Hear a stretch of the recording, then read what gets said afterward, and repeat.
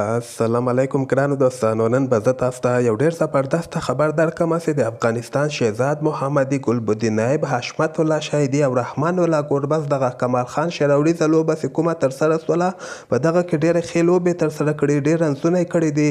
خو خاص کر زه به تاسو ته د اصغر افغان او کریم جنت په هکله باندې په دغه ویډیو کې خبر درکړم چې دغه دوه لوبغاړي ولې په دغه لوبه کې لوبه ترسره نه کړله.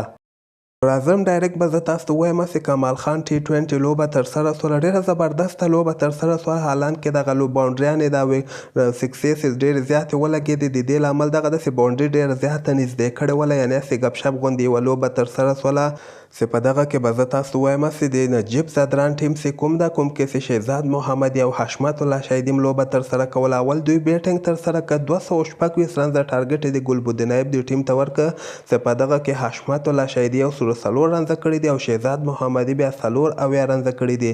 بالرانو کې به زه تاسو ته وایم ګلبدین نایب یو لوبغاړی آوټ کړی ده، شرف الدین اشرف هم یو لوبغاړی آوټ کړی او همدغسې فرید ملک هم یو لوبغاړی آوټ کړی ده. دغه رنزونه ته په کتو سره خو ډېره مشکله وله چې دوی یعنې دغه د ګلبدین نایب ټیم به دغه رنزونه پوره کړي، خو بل طرف ته به زه تاسو ته وایم چې ګربز ورته ډېر زبردست سټارټ واخیسته چې 14 باندې 40 مهمه رنزونه وکړل. نو دغسې دوی سره لپاره دغه اساني جوړه سوله لاندې بیټسمینانو. بیا لاندې کې به زه تاسو ته وایم چې ګلبدین نایب هم په دغه لوبه کې سلیزه وهلې ده. په 49 بالو باندې ګلبدین نایب 100 رنزه کړي دي، پکې 15 څلوریزې او 8 شپږیزې وهلې دي. همدغسې که موږ وګورو دغه 226 رنزه ټارګټ یې ورکړی او دغه بیا د ګلبدین نایب دوی ټیم په اخرني اور کې پوره کړه. نو دغه لوبه خو د ګلبدین نایب دوی ټیم وګټله، خو زه به تاسو ته وایم چې د افغانستان اصغر افغان او کریم جنت چې دوه لوبغاړي دي. اصغر خو د افغانستان ملي ټیم کپټان هم ده او کریم جنت هم ډېر ښه ځلېدلی او د زیمبابوې خلاف چې کومه لوبه ترسره سوله، دغه دوه لوبغاړو یو لوبغاړی هم په دغه لوبه کې لوبه ترسره نه کړه، حالانکې کریم جنت په دغه سکواډ کې هم شامل و.